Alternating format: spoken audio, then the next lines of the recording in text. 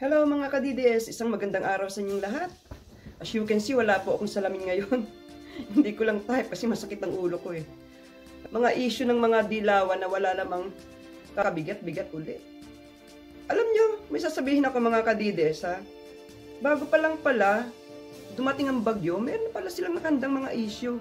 Ang title eh, #nasaan ang Pangulo. Naka-ready na pala, mind you. Wala na ba kayong maipukol na kapani-paniwalang tirada sa ating Pangulo? O tapos yung isa pa nating artista na si Angelica White Monkey Panganiban. O parang sinabi niya parang tutulog-tulog yung Pangulo. Isa rin siya sa nag-chorus. Ay, ano ba kayo mga dilawang mga bugok? Eto na naman kayo, tumira na naman kayo.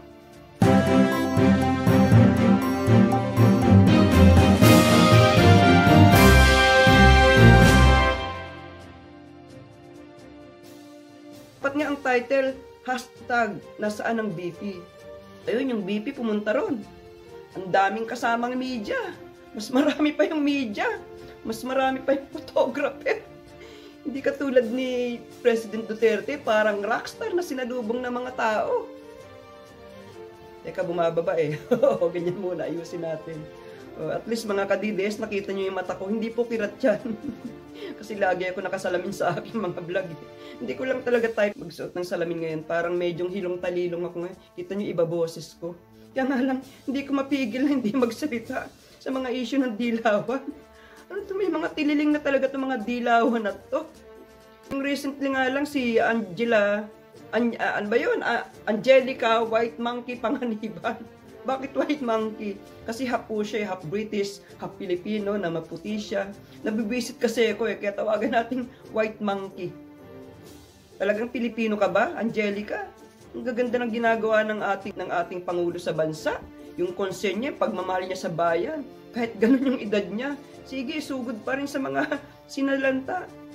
Siguro ang gusto niya mangyari, pupunta ang Pangulo doon sa kasagsagan ng bagyo. Ano kayo, Hilo? Gusto niyo may mangyari sa Pangulo? Ang gusto niyo yung ating Pangulo tatayo ron sa gitna ng ng Bicol, sa gitna ng kalsada para salubungin yung bagyo. Diba kinabukasan naman right after na humupa na yung bagyo, yung Pangulo. Ang dami nyo mga kalokohan sa buhay. Siguro kala nyo, pagkit may pandemic, pagkit medyo maedad ng ating Pangulo, at nakikita natin, pagod na pagod siya, siguro magde-delay or ide-delay yung pagpunta niya rin sa, ano ba yung nasalanta? Legazpi ba? Catanduanes? Basta yung Bicol region. Dapat nga si Lenny ang binabanatan nyo. #nasaan ang BP na peke. Meron pang peke. Pasensya na mga ka-DDS, talagang ayaw ko siya tawagin BP.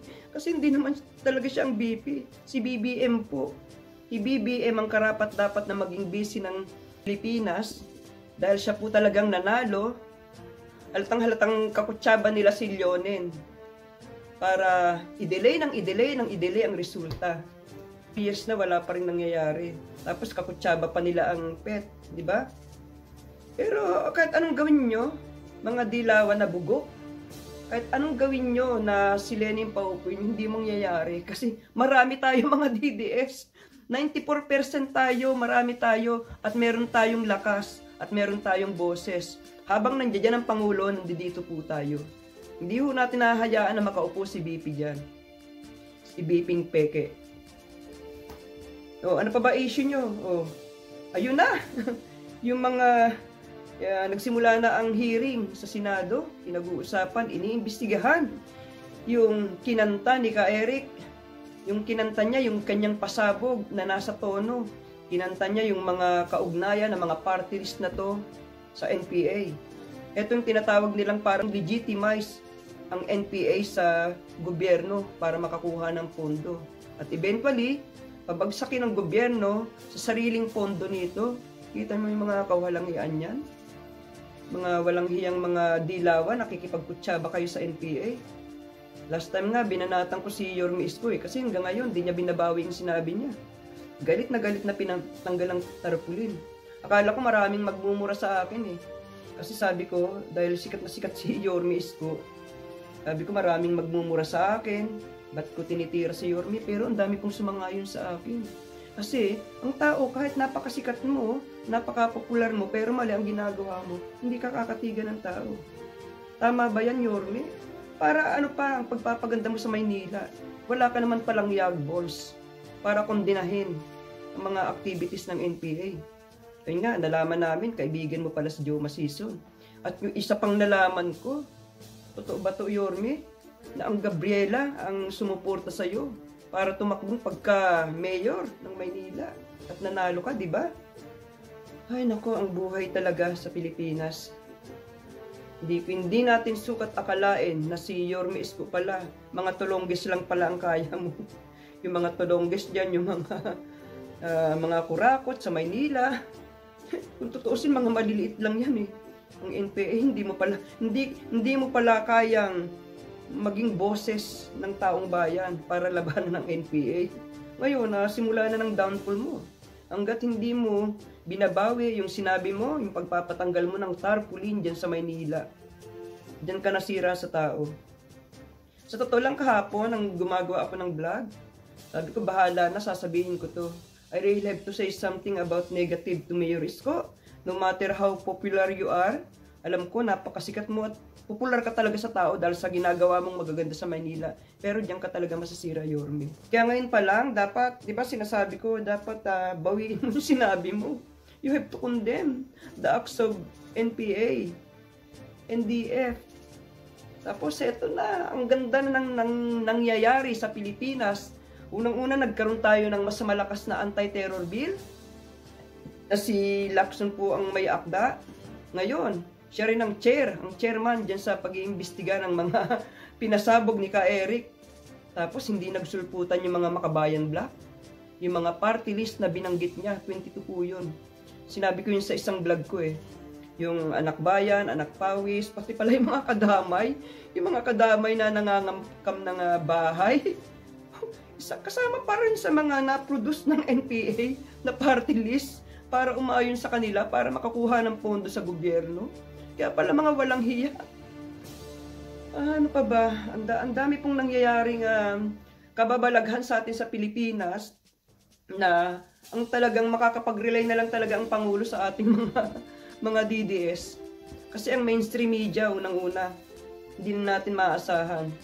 Biro mo sa issue na pinasabog ni Ka Eric, ang laki-laking balita. Alam niyo yung ginagawa?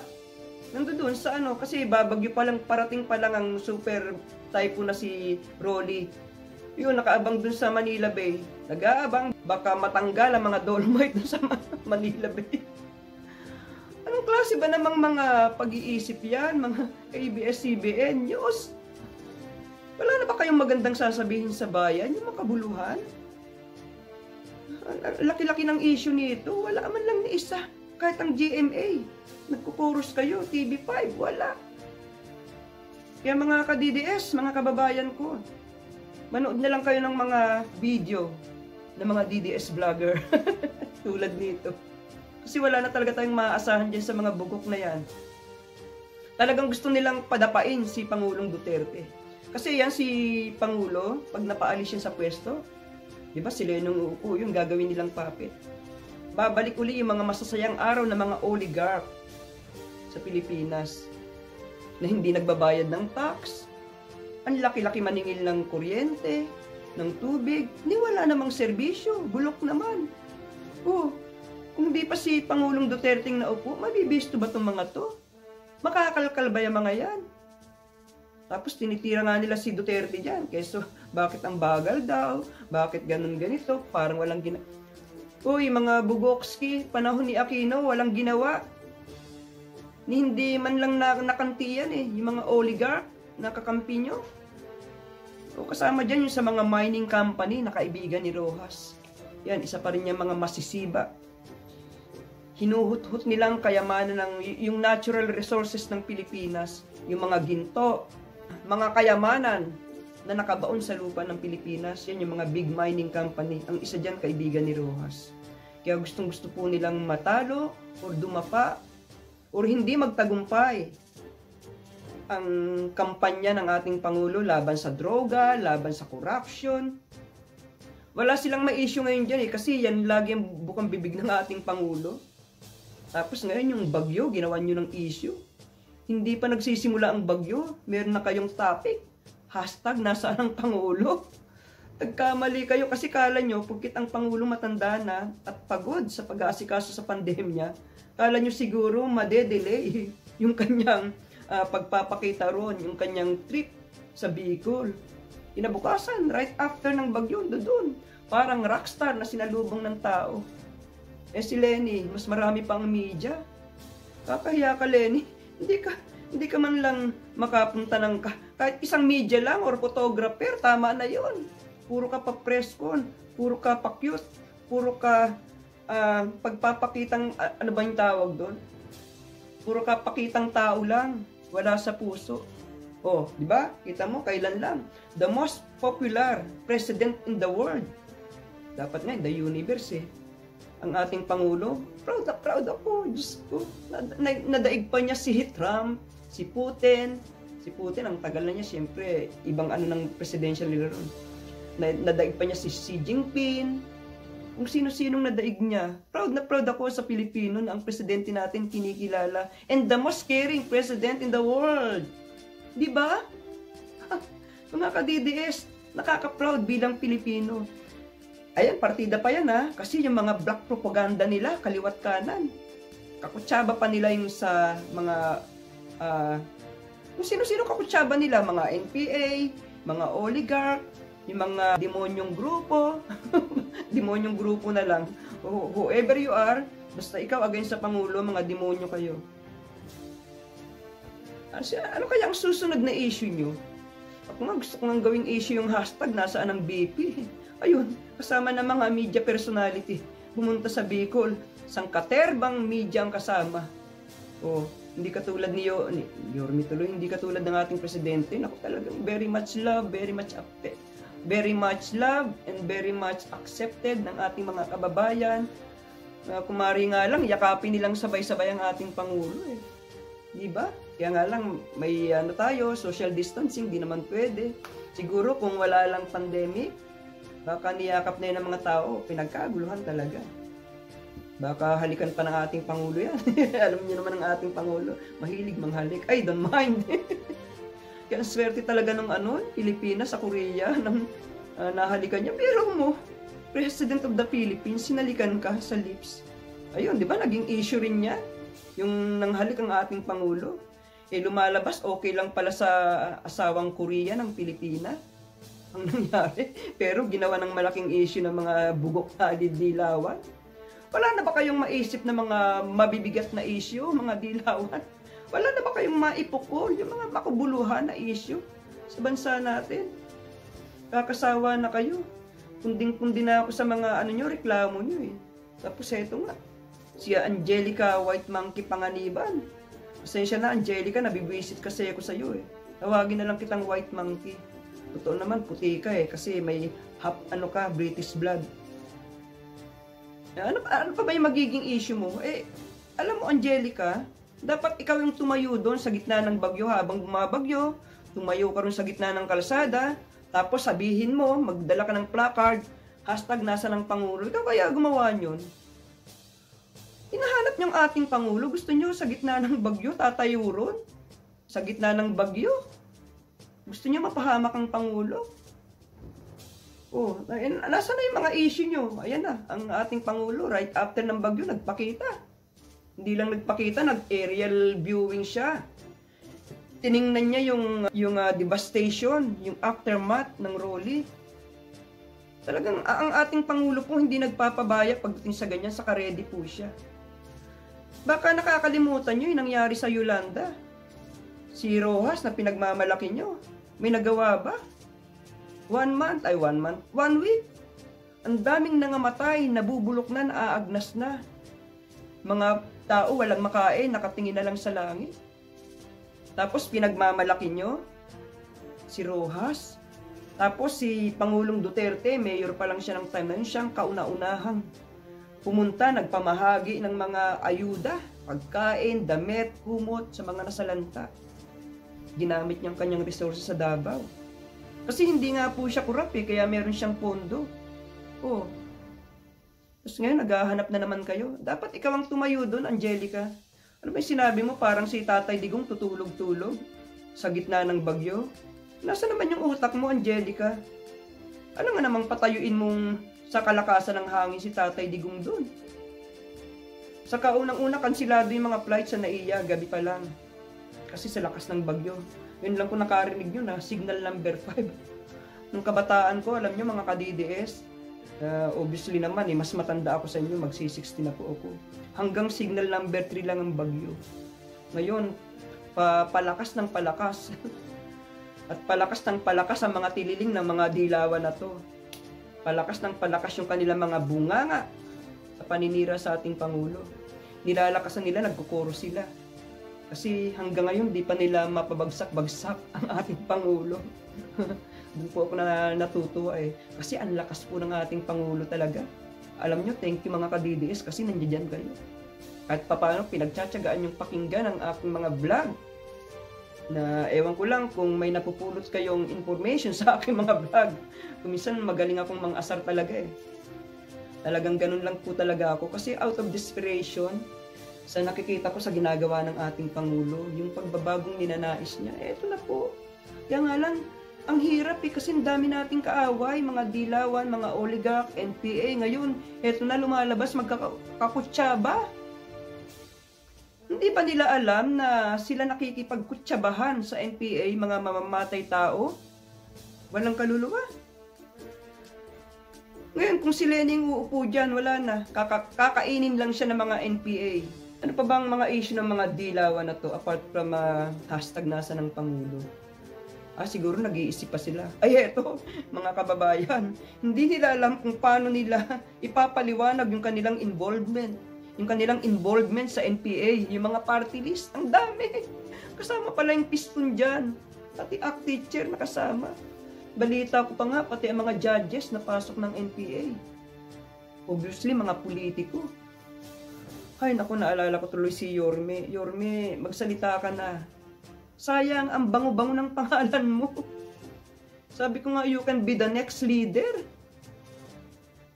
Siyempre, after ni President Duterte, gusto natin si BBM o kaya si Sara. Pero, pasalamat tayo mga ka-DDS. Dahil ngayon pa lang naamoy na natin ang kulay, nakita natin ang kulay ni Isko Moreno. Yung ginagawa niyang pagpapaganda sa Maynila, mababaliwala lahat yan kung ganyan ang kanilang mentality. Na kinakatigan niya ang mga NPA. Tapos eto nga, Gabriela pala ang sumuporta sa kanya sa pagtakbo niya pagka-mayor. Mind you, ka-DDS, nakakatakot to. Mayor, nakakatakot ka. Mga tulonggis lang palang kaya mo. Yung mga tulonggis na mga naniningil lang mga ano dyan sa Divisoria nung araw. NPA, wala ka palang yagbols, Mayor. Sayang, hinangaan kita. Hangang-hanga talaga ako sa'yo. Lagi kitang binabanggit sa mga ibang vlog ko. Tapos ganyan lang pala. Mayor, ibalik mo na lang kaya yung tarpaulin. Baka sakali. Kaya nga lang, mahirap na eh. Damage is done. Nagkaroon ka na ng mancha, lumabas yung kulay mo. Tapos napanood ko pa yung video ni Joma Season. Kaibigan mo pala si Joma Season. Binabati ka pagkapanalo mo pagka-mayor, ginagawa mo sa ano. Kaya pala gano'n na lang. Ay naku mga ka-DDS, napakaraming issue sa Pilipinas talaga na nangyayari. Sa napakaraming issue na yan, nandito pa rin tayo. Nakasuporta sa ating mahal na Pangulo, walang sawang nagiging lakas ng ating Pangulo. Naniniwala kasi ako mga ka-DDS na tayong mga DDS ang lakas ng ating Pangulo. Kaya siya hanggang ngayon nandiyan. Ang ating walang sawang pagsuporta sa kanya, yan ang nagiging kalakasan niya. Total naman, di natin maaasahan ng mga bias media. Di tayo na lang maging boses niya. Kaya mga ka-DDS, mga kababayan, i-share nyo ng i-share ang mga vlog tulad nito. Ano pa yung gusto nyo pag-usapan mga ka-DDS? Kaya mga kababayan ko, hanggang dito na lang muna. Tingnan natin pong mangyayari tungkol sa siniwalat ni Ka Eric na 3 days ago or 4 days ago. Tingnan natin kung ano pa yung mga alas na ilalabas niya. Tingnan natin kung sino pa yung mga magsusulputan na mga kadre, mga mapababae, mapalalaki. At yung mga magsusulputan na ni-rape at binaboy doon sa kabundukan ng mga NPA commander. Sige po mga ka-DDS, hanggang dito na lang. If you like my video, please don't forget to like, share, and comment. At kung hindi pa po kayo nag-subscribe, please pakisubscribe na sa aking channel, The DDS Forever Channel. Sa pong magandang araw at maraming salamat.